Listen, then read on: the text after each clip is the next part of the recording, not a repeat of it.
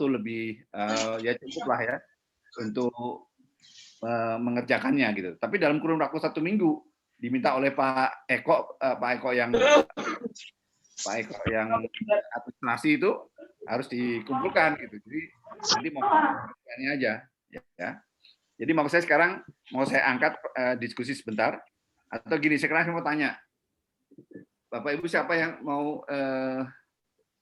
kita mau diskusikan apa yang disebut resource based value. Apa itu? Pak Majid bisa kasih ulasan sedikit nggak?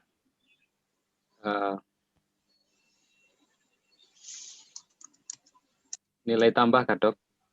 Oke. Apalagi, saya ingat Bapak aja. Dengan nama resource based. Jadi berdasarkan resource value. Sumber daya ya. Ya, betul. Nanti itu mohon dilengkapi ya, dilengkapi bacaannya, dibaca lagi, dilengkapi. Sebentar ini ada yang masuk ya, Bu siapa? Kok Pak Vidi cabut ya? Oke. Bu Naimah ada komentar? Apa itu resource based view itu kan sebuah model yang untuk melihat sumber dayanya itu sebagai kunci kerja daripada perusahaan. Jadi untuk mencapai keunggulan kompetitif, Dok, yang yang kemarin berpendapat kalau organisasi itu harus melihat ke dalam perusahaan untuk menemukan sumber dari keunggulan kompetitif itu. Gitu. Terus kalau yang saya baca dari bahan Dr. Toto kan, jadi ada yang bergantung sama sumber daya, ada yang terlihat, ada yang tidak terlihat. Kemudian, jadi ada 2 jenis dalam sumber daya, ada yang berwujud, ada yang tadi yang tidak dan intangible. Tidak berwujud. Ya, kalau yang berwujud kan seperti benda fisik ya, kayak misalnya tanah, bangunan, peralatan. Tapi kalau aset yang tidak berwujud itu segala sesuatu yang tidak punya kehadiran, nggak ada fisiknya, tapi tetap dimiliki sama perusahaan. Misalnya merek dagang, terus kekayaan intelektual gitu ya, Dok ya. Jadi aset-aset yang tidak berwujud seperti itu. Citra ya? Citra, ya betul. Citra, reputasi gitu ya, Dok ya. Reputasi, betul. Ya, nah itu semua. Nah itu sebenarnya kalau bagi saya itu teori yang kita gunakan, resource based value ya, Pak Majid mungkin nanti boleh baca lagi. Itu yang digunakan atas dasar itulah bukunya pun ada, tapi ini English, tapi baca artikelnya aja saya kira cukup. Kalau nanti mau diklik ya diklik aja di resource based value di Google ataupun Yahoo, akan keluar itu semuanya. Bahasa Indonesia juga ada, bahasa Inggris juga ada. Tapi itu menjadi dasar. Jadi pemahaman kita sebenarnya dasarnya itu. Kemudian baru berbagai pendekatan ya atau model-model manajemen lainnya yang terkait dengan manajemen SDM strategi gitu ya. Tapi dasarnya itu very basic ya. Nah, saya ingin itu nanti mohon dipahami. Saya jadikan itu loh ya, soal loh itu, jadikan soal ya. Jadi harus dipahami itu. Kan tinggal buka buku itu kan take home exam ya kayak biasanya. Ya. Atau ada pendapat lain, Pak Eko? Saya, Pak. Oh iya, silakan. Nah, gitu dong. Saya, Pak, gitu. Research based view, Pak, menurut saya sebagai salah satu bentuk strategi organisasi yang menganggap bahwa organisasi merupakan suatu kumpulan aset, sumber daya, dan kompetisi yang bersifat tangible atau intangible dan sulit untuk ditiru oleh pesaing dalam pasar. Dalam manajemen strategi, RBF sangat berhubungan dengan sumber daya dan kapabilitas yang memungkinkan organisasi mendapatkan dan mempertahankan keuntungan kompetitif yang berkelanjutan. RBF juga didasarkan pada 2 ide utama, yaitu sumber daya capabilities yang berbeda heterogeneous yang memiliki di antara organisasi-organisasi yang berkompetisi dan sumber daya yang dimiliki organisasi bersifat Immobile dengan tujuan untuk mendapatkan dan mempertahankan keuntungan. Kompetisinya bisa ketatnya persaingan. Nah, tadi Bu Itu- mengatakan, Bu Tasnimah mengatakan itu sulit ditiru, gitu kan? Apa yang sulit ditiru? Skill-nya, skill, knowledge, kompetensi, ya, gitu. Kalau misalnya Ibu bandingkan perusahaan Ibu sekarang ini, bandingkan perusahaan yang sejenis sama, yang jasa atau produknya sama. Nah, itu apa perbedaan yang menurut Ibu? Mana yang lebih bagus, perusahaan Ibu atau perusahaan saingan itu? Bisa nggak Menurut dibedakan? saya, Perusahaan bisa, Pak. kami, Dok. Ya, kadang dari skill yang kita miliki untuk pemasaran, itu Pak. Kenapa Pak Eko tadi ya? Pak Eko apa? Ya, Dok. Ya, kalau saya Pak tetap Majid. yakin perusahaan kami terbaik di bidangnya. Ya.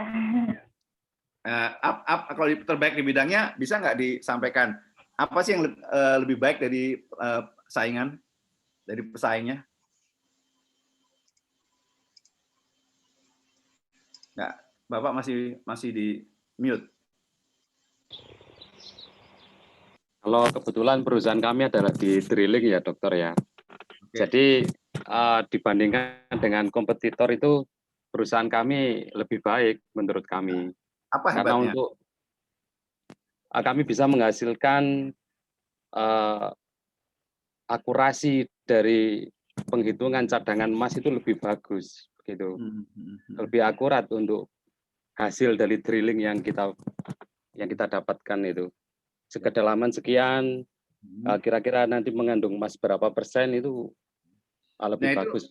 Kira-kira apakah itu disebabkan karena Bapak memang seluruh karyawan yang ahli drilling ini memang rajin, selalu saling belajar, atau memang dipilih dari sejak awal, dipilih terus memang bagus-bagus dipilihnya gitu? Bagaimana? Atau ada Ya training? memang untuk di filter dari human resource-nya di awal sudah sangat ketat sekali persaingan untuk masuk di situ memang, Dokter.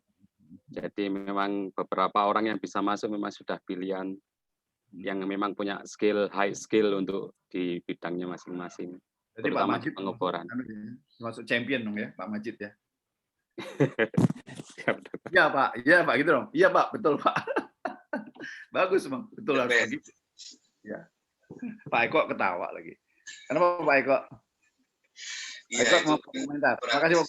Sudah disaring dari sedemikian analisa untuk human resource-nya. Jadi itu sudah inti yang dari orang tersebut yang sudah direkrut gitu. Oke. Jadi kalau dibilang tadi resource based value itu karena memang di situ sudah menggunakan sumber daya yang paling bagus di dalam internal itu sendiri, sehingga kalau sudah paling bagus kan sudah dipilih dari beberapa mungkin dari pengalaman perusahaan lain, itu akan susah ditiru bagi perusahaan yang lain. Oke, tapi nggak takut dibajak sama perusahaan lain yang pengen orang-orang bagus. Misalnya perusahaan Pak Majid kan orang-orang yang bagus misalnya ya, atau Pak Eko. Nah, terus ada perusahaan lain dia bajak, kasih gaji lebih tinggi, kasih insentif dengan pekerjaan yang kurang lebih sama itu.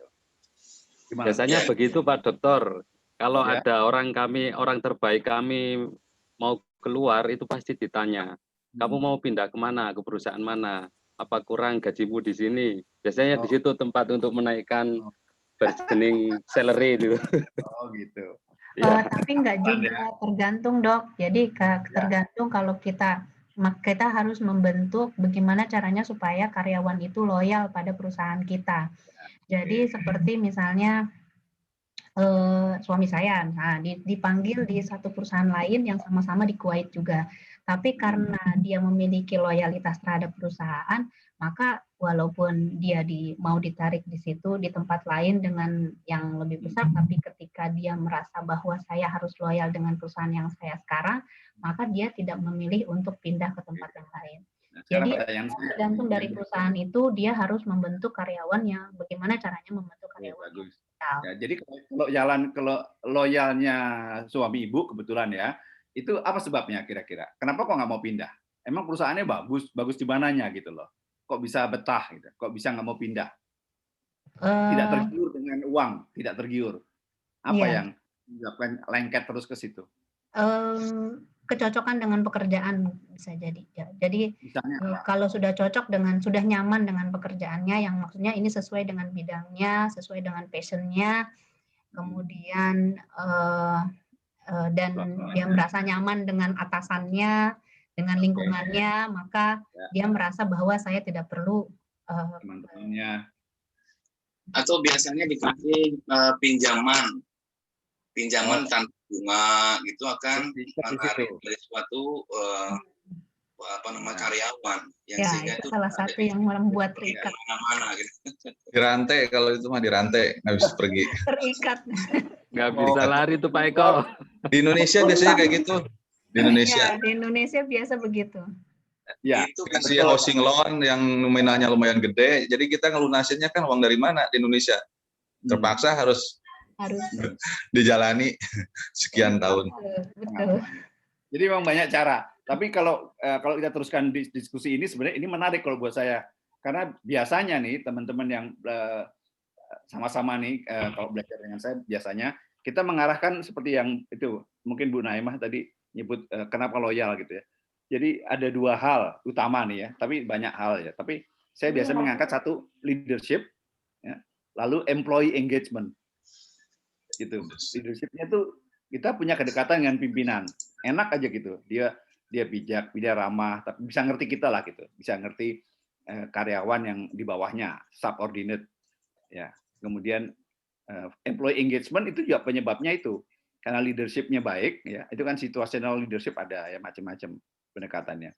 Lalu kita menjadi lengket ya, employee engagement gitu. Nah, mungkin dengan Pak Prof. Suhendar mungkin bisa disambung ya nantinya.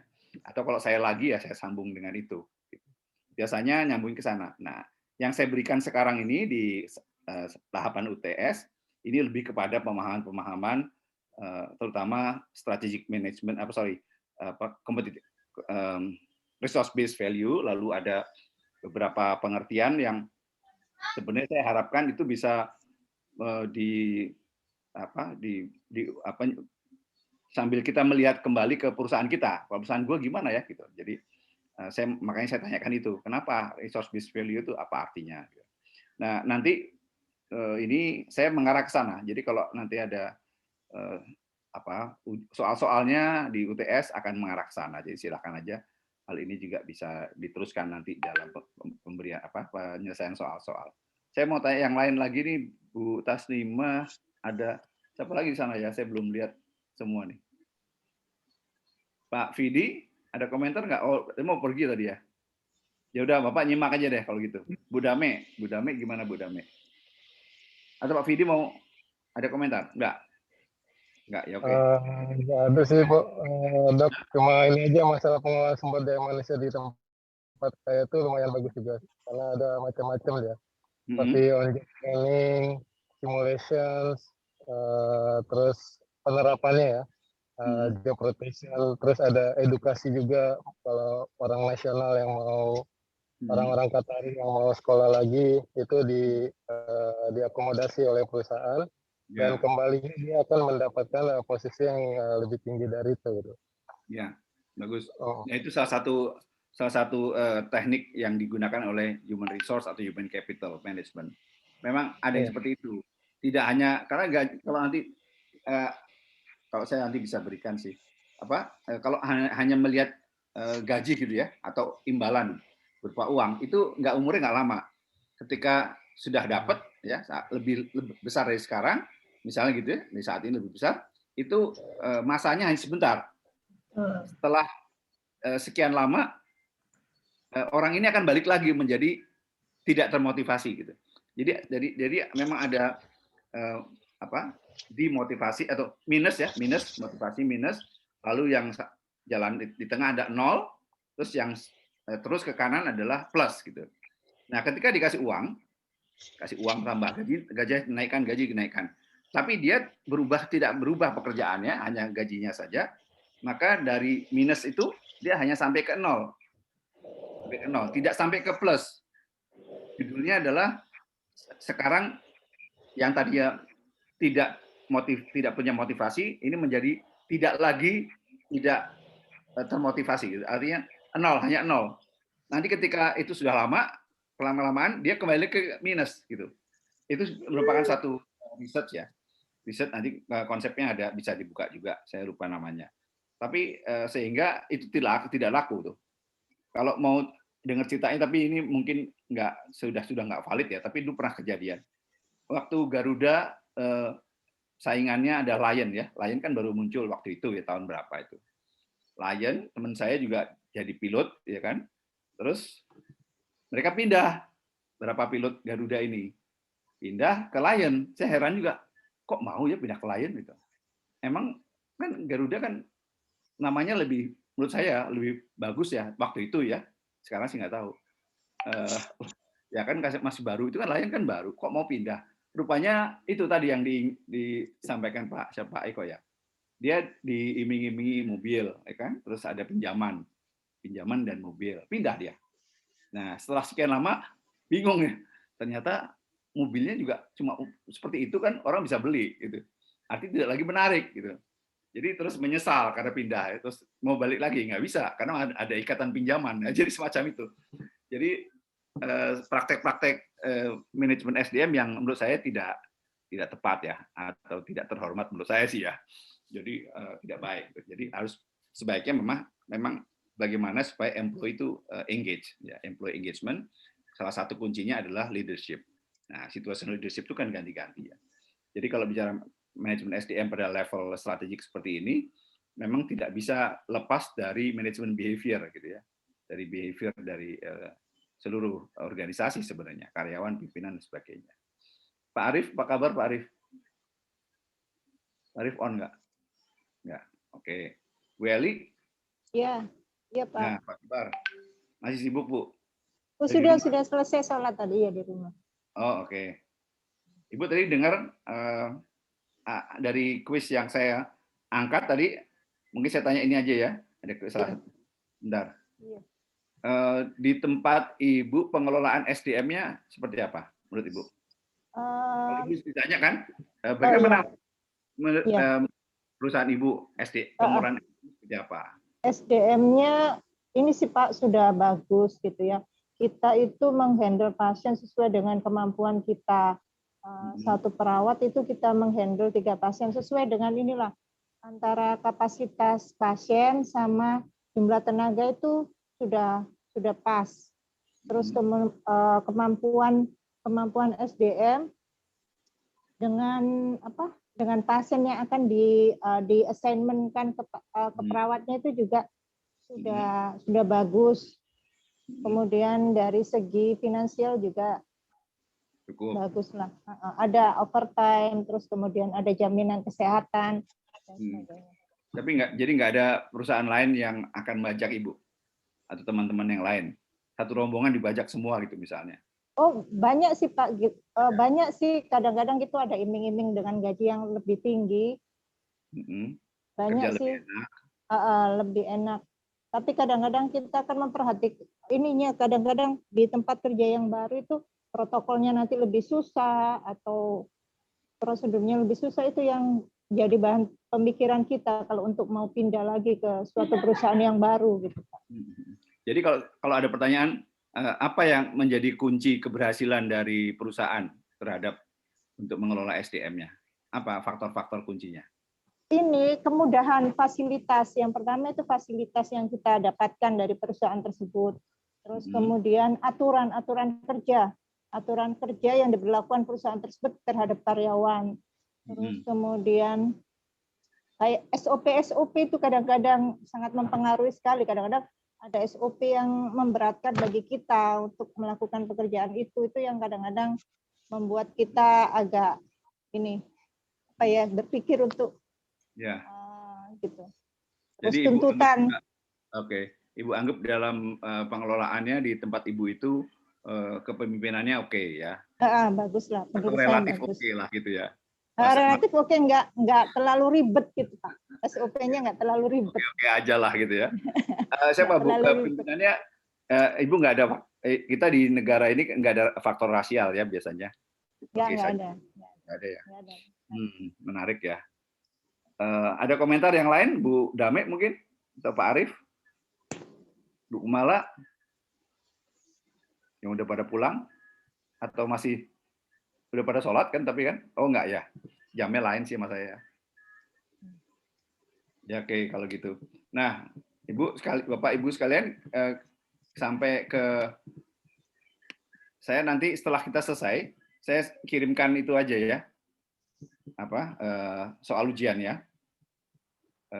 Saya kira saya yakin Bapak Ibu bisa jawab karena pertanyaannya kembali kepada perusahaan kita seperti apa, kemudian kenapa kok perusahaan kita bisa sukses tuh faktor-faktornya apa, seperti saya tanyakan ke Bu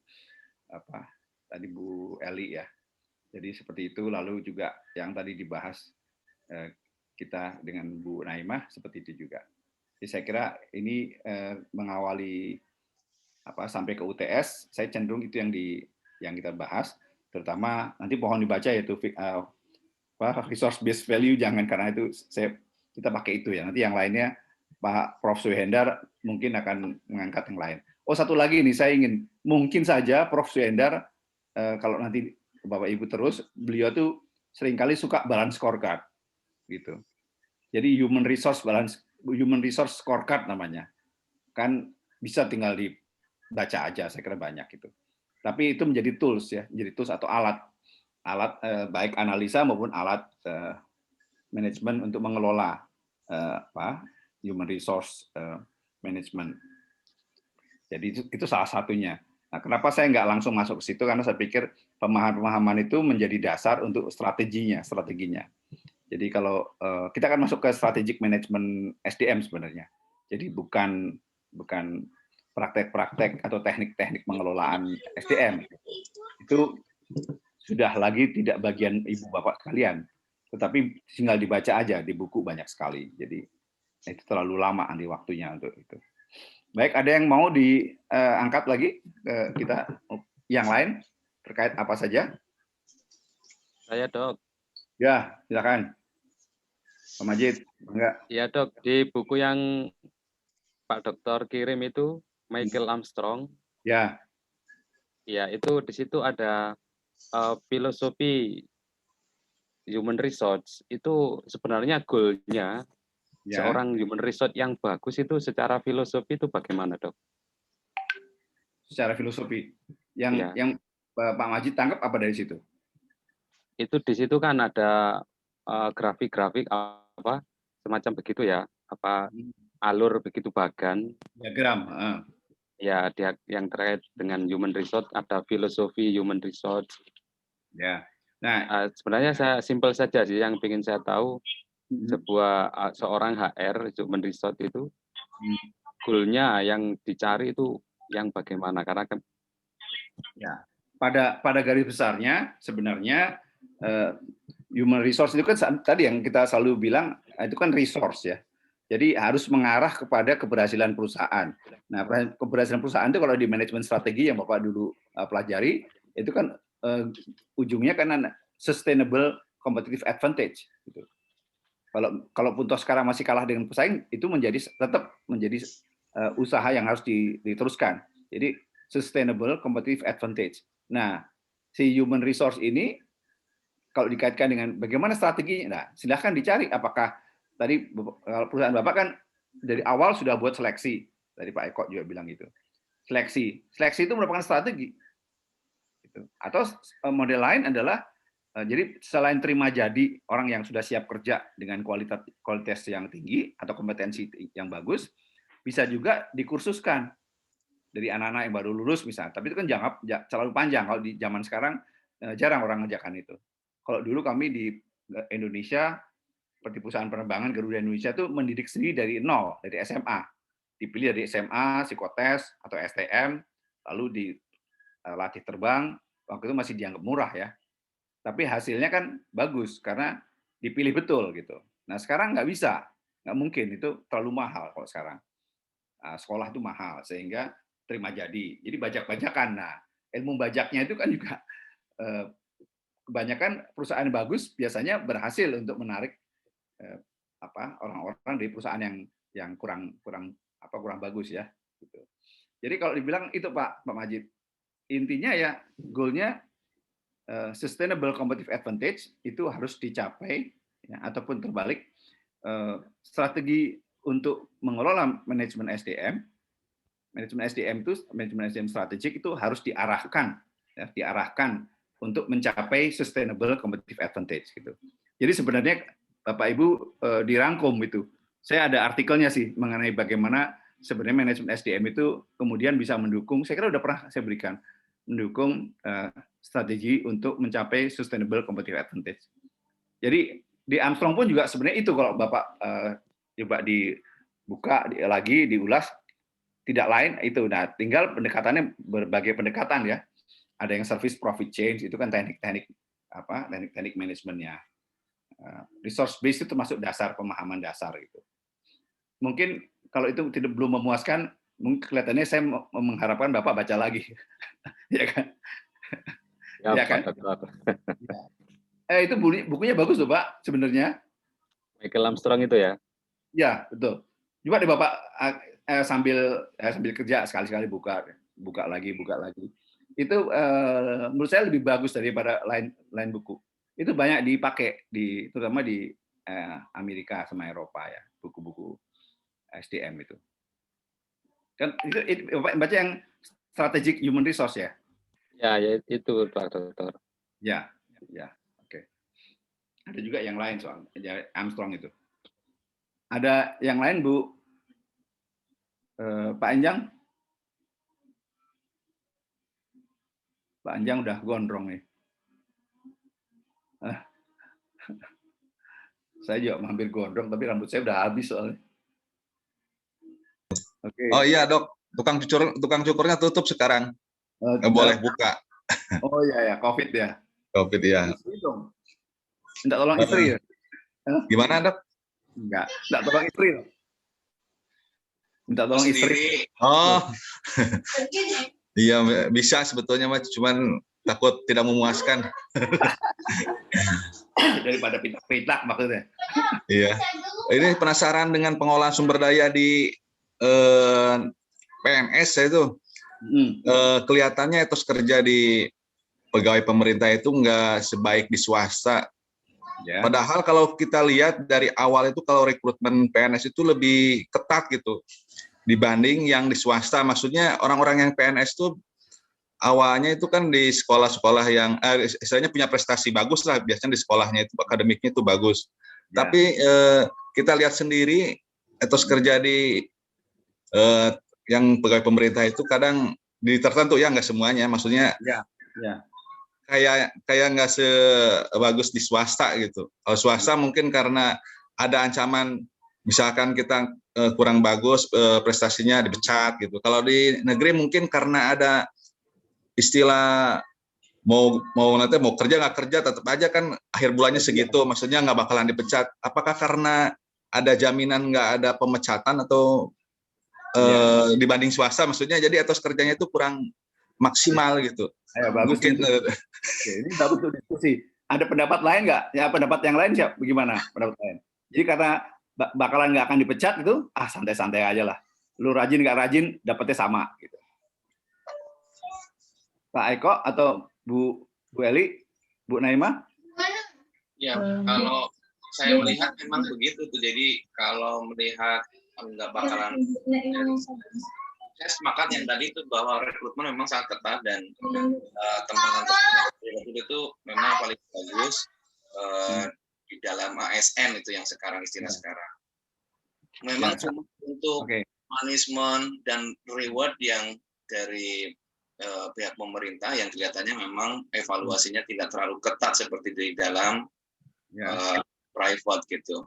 Sehingga mereka misalkan melakukan pelanggaran dianggap tidak membahayakan bagi sang pekerja atau pegawai tersebut, sehingga mereka enjoy saja gitu.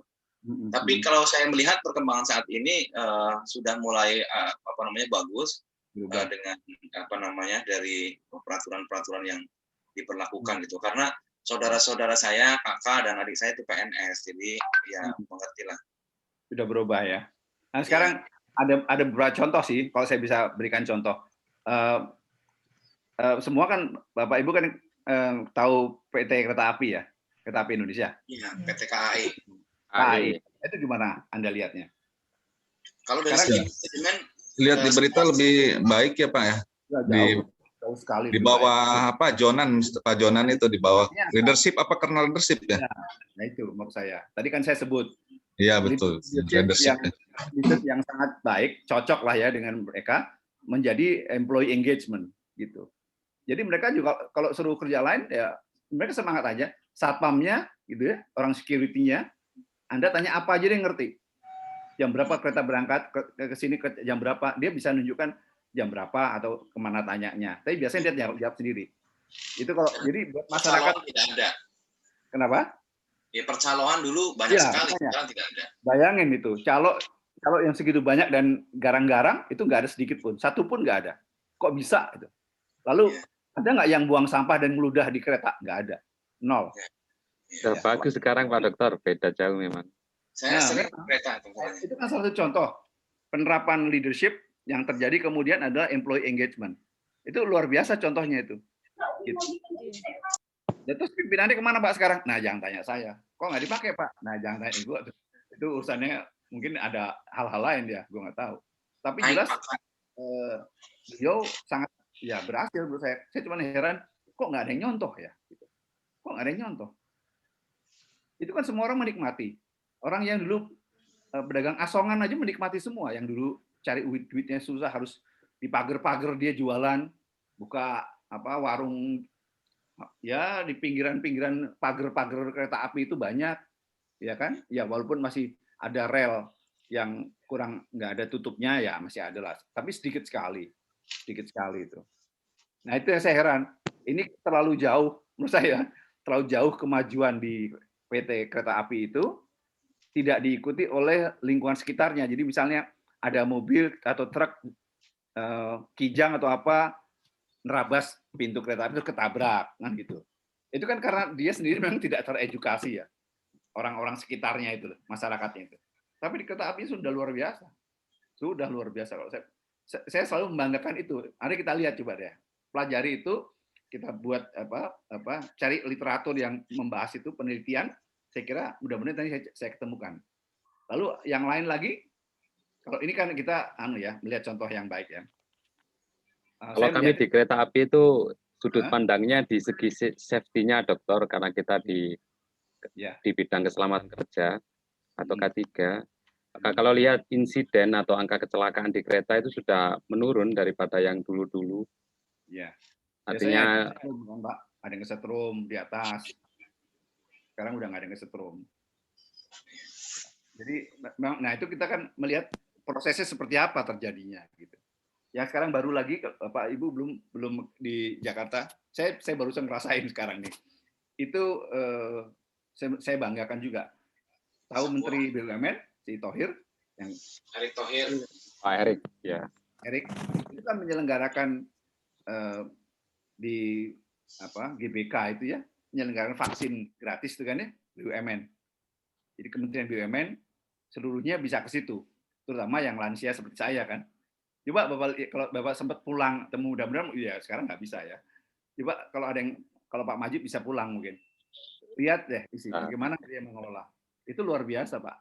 Mengerahkan anak-anak muda, sebagian memang dokter, perawat, terus bagaimana mereka mengatur. Tidak ada yang bingung Pak.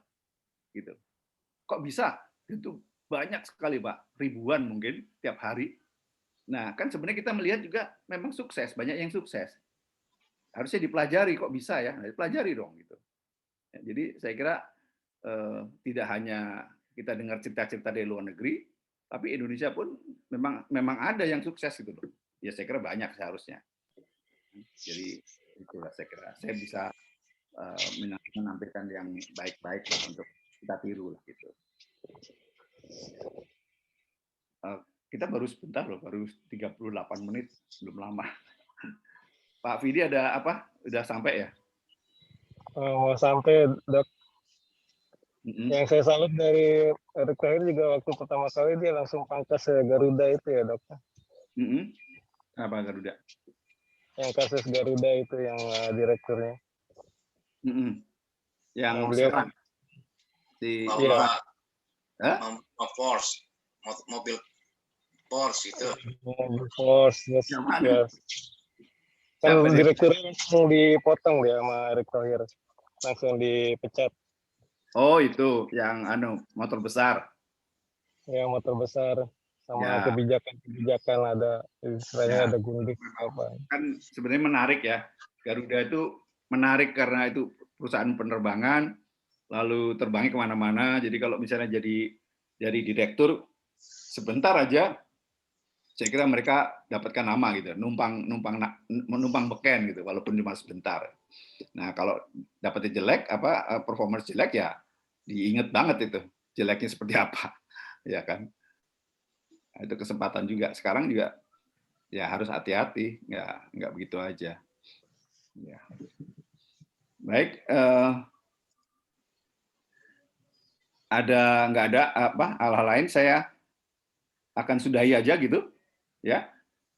Kemudian saya kirimkan soal ujiannya, itu boleh dikerjakan kata Pak Eko administrasi yang di mana Sahid itu, sehingga diharapkan dalam kurun seminggu itu kan boleh diketik ya, baca aja. Saya bisa terima kembali gitu ya, kurang lebihnya, supaya saya bisa on time mengirimkan ke. Submit di Edlink maksudnya Pak Dokter? Apa Pak Eko? Submit di Edlink maksudnya apa? Enggak, dikirim aja ke email saya. Siapa? Soalnya saya kirim pakai WA bisa, pakai email bisa. Pakai WA boleh? Boleh Pak. Boleh, pakai WA lebih simpel, Dokter. WA lebih mudah, Pak. Iya. WA aja, terus Anda kerjakan, download dulu ya komputer, kerjakan di situ. Ya, Anda kirim lagi ke WA juga. Ya kan? Dalam bentuk PDF atau apa, ya kan?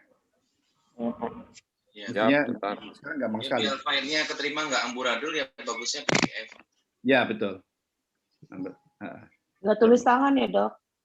Enggak, diketik bisa. Diketik boleh. Ya, tapi yang tulis tangan kayaknya itu, Bu. Ketik aja buku malah. Sudah terbiasa soalnya tulis tangan. Sampai rock keriting nih tangannya nih. Panjang.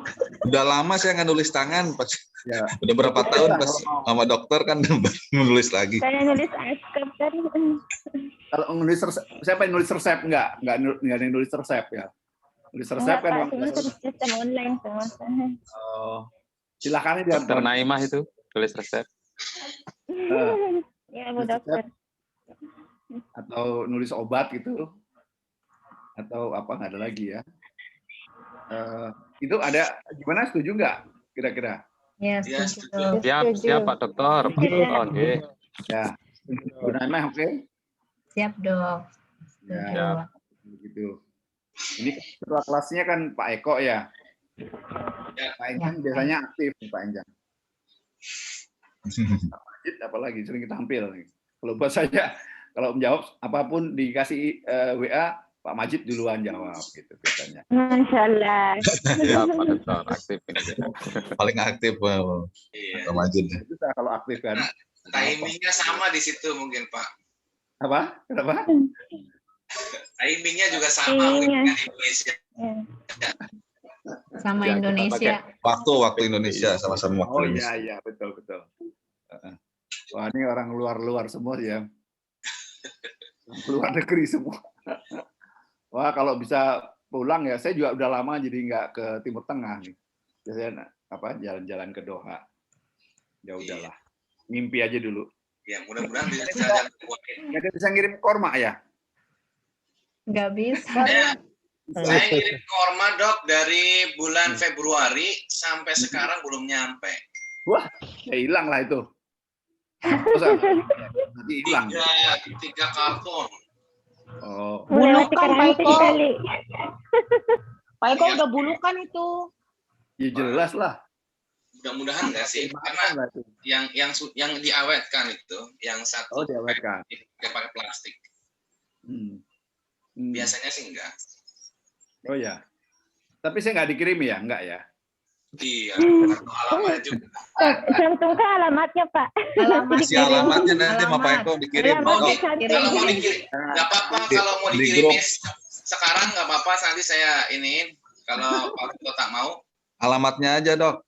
Di WA. Japri, Prof, alamatnya. Lalu dikirimin. Jadi kelihatannya ada apa? Oh, Bu Eli udah ya. Oke, ya. Saya sudahi gitu. Saya segera kirim soalnya. Nanti silakan dibaca beberapa artikel yang saya kirimkan itu. Kalau kurang bilang, minta atau saya kirim ulang juga boleh. Idenya sih sebenarnya untuk melengkapi pemahaman aja, untuk melengkapi ujian ya. Within a week gitu ya, mohon bisa selesai dalam waktu satu minggu, terus nanti bisa segera saya kirimkan ke. Oh, di luar KTP. Ya. Gitu? Ya, Pak. Ya, Pak. Kan? Kalau nggak setuju ya terserah. Setuju, Pak Rektor. Siap. Setuju. Iya, iya. Ya, oke. Sampai beritahu teman-teman lain yang nggak masuk ya, yang nggak ketemu nih. UTS-nya gimana, Dok? Apa? Itu soal UTS tadi. Untuk UTS itu atau UTS ya, Dok? Itu take home kan? Take home. Oh iya, berarti soal UTS itu ya, Dok? Seperti biasanya. Ini soal UTS. Bapak harus kerjakan, terus kumpulkan ke saya. Siap. Tinggal Siap, saya ke administrasi. Ya. Siap, tadinya saya pikir dibagikan oleh sekolah. Ternyata sekolahnya bilang, enggak Pak, seperti dulu aja. Ya udah, dulu ya gue kerjain lah gitu. Saya percepat. Harusnya kan tanggal 30 itu. Lebih dari tanggal 30 pembagiannya. Saya pikir udah sekarang aja lah. Gitu. Saya udah siapkan lama kok. Udah dekat Lebaran itu, Dok. Kenapa? Kalau 30 udah dekat Lebaran. Iya memang. Terus? Tapi kalau mau ya. Tapi jangan lama-lama. Kalau udah saya bagi, saya hitung loh timingnya, harinya. Gitu, 2 minggu, Dok. 1 minggu. 2 minggu. Nawar lagi.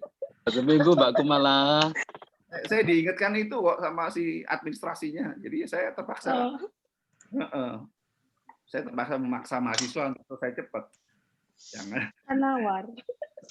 Kalau nggak dikerjain sama mahasiswanya kan jadi gue yang kerjain. Bayar deh sih. Iya, Dok. Baik ya. Terima kasih banyak ya waktunya.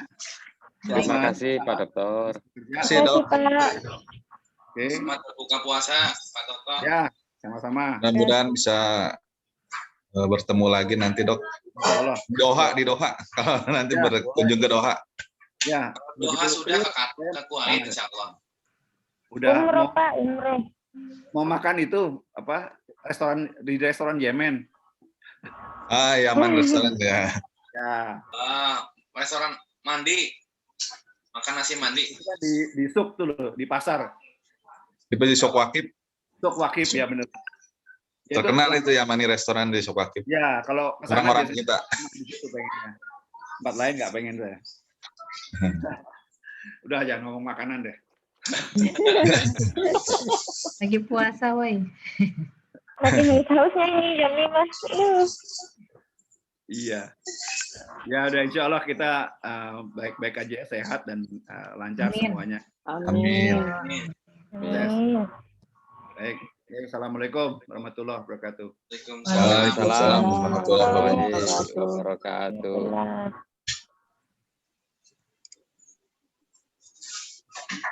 Udahan berarti. Ya. Nanti saling bantu ya kalau nggak bisa ya. Boleh ya. Soalnya yang barusan udah mau dikirim lagi. Yang selesai duluan saya. Panjang kayaknya udah terima ya Panjang. Belum lah. Kan tadi katanya temu yang barusan soalnya mau dijadiin soal UTS yang barusan kuis itu. Oh iya kan? Katanya iya. Ada soal lagi. Jadi udah dijawab, nanti dikirimin ke Prof gitu ya Pak? Jadi udah saya kerjain ini. Udah sih Masya Allah. Rajin. Rajin kali Pak Eko ini. Yang kerjaan siapa? Istri apa Pak Eko? Sendirilah. Berarti nanti bagi-bagi Pak Eko. Istri tadi ikut masak di forward. Pak Eko di forward. forward. Profesional. Buku Mala itu yang paling hebat itu kalau masalah ini. Buku Mala Buta Seniman. Masalah apa? Masalah ngerjain paling cepat. Enggak, orang Bakumala. Bakumala number one pokoknya. Naima itu, Masya Allah. Pak Majid? Apa lagi ini? Kayaknya Pak Majid di sana kerjanya sama keluarga apa ngebujang di sana di Banyuwangi itu? Kalau di sini bujang, Pak. Sebulan kita baru pulang, 1 bulan kerja, 2 minggu libur pulang. Oh, gitu. Berarti bisa fokus ya kalau Jauh ini nggak ada yang ngegangguin. Fokus kerjain. Pak Majid nanti rekor kerjain. Jadi sebentar, saya mau ngomongin ini masalah tesis.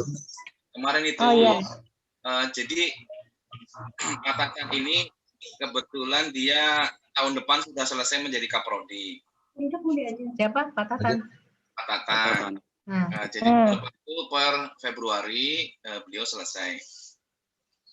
Jadi kalau seandainya kepingin tesis itu bisa dibantu, misalkan ini sama Pak Tatan, dapat sekarang gitu. Jadi ngumpulin judul dulu, nanti biar dibagi siapa pembimbingnya gitu. Pengalaman yang angkatan yang sebelumnya tahun 2019 sekarang itu dari berapa itu ya? Mereka 14-an ya? Berapa orang ya? Kalau di total 27. Dia 16. 18. 17 ya? Ya 17. Itu mereka baru separuh yang ngumpulin. Jadi memang telat ya Pak Eko? Telat. Makanya kalau kita tuh mungkin jauh-jauh hari, jadi agak lumayan mungkin bisa terpacu semangatnya gitu.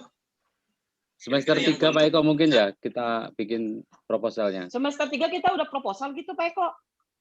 Ya, kalau semester 3 itu khusus proposal sama kolokium udah langsung tesis itu. Jadi semester 3 selesai, bukan semester 3 itu masih materi. Semester 4 itu udah selesai, nggak ada kuliah lagi. Jadi 3 semester itu kuliah umum seperti ini biasa. Nanti semester 4 itu nggak ada kuliah lagi. Jadi makanya yang ekonomi ada yang nggak ikut. Cepet amat ya, nggak kerasa barusan kemarin join kuliah. Iya. Karena ada tesis jadi terasa cepetnya. Kalau teori-teorinya tentang K3 belum dapat banyak ya. Kalau ada insiden belum tahu bagaimana cara investigasi. Pak Majid, training-trainingnya dong, nggak pernah Iya Pak Majid yang udah pengalaman di lapangan. K3. Kalau ada training, informasi kasih tahu. Iya K3 umum ada itu dari Kemenaker Trans. Ahli K3 umum. Apa? Yang berapa orang yang belum kumpulin Pak Eko? Berapa orang ya? Kan baru 4 orang yang masukin. Jadi masih banyak yang belum. Baru 4 orang. 5 Pak Eko. Kita itu 10 orang, angkatan kita itu 9 atau 10 orang angkatan. 11. Satunya kemana ya Pak Eko? Teman kita Pak yang nggak sering masuk itu Pak Gufron. Kenapa ya? Nomor 7 ini kira-kira soalnya tahu saya. Gufron di rumah sakit juga kan? Bukan Pak Gufron itu dia ngajar di pondok pesantren. Oh, di mana beliau? Juga ini. Dosen. Ngajar di pesantren. Di Indonesia kah? Saya sering japri ke beliau tapi sering sibuk. Misalkan hari ini ada ini, terus dia bilang maaf lagi sibuk, ada oh ya. Saya beberapa kali saya join gitu, tapi sama satu atas sama dia. Cuman kayaknya kalau selain begitu nanti kasihan juga dia. Iya, itu bagaimana itu statusnya kalau kayak ini gitu? Udah Dokter Toto udah ngirim nih soalnya nih barusan. Tapi saya kalau boleh maaf ya, saya agak sedikit lihat tahu nilainya itu sama nilainya sama kita semua, kayaknya nilainya sama aja. Makanya bingung juga ya sistem penilaiannya yang ini kelasnya kayak apa. Tapi semester 1 kemarin saya sempat lihat nilainya beliau, nilainya sama saya. Iya. Fantastis ya. Lihatnya di mana Bu Dokter? Jadi ada daerah lainnya itu kita kan kelasnya kelas Dia bisa melihat nilai saya juga. Kelas Jadi kelas VIP itu memang pertama kuliahnya beda, penilaiannya juga berbeda. Jadi kalau yang kelas biasa, yang kelas VIP, ya mungkin akan sedikit berbeda dengan kita. Iya Pak Eko, sampai sekarang kan saya masuk di grupnya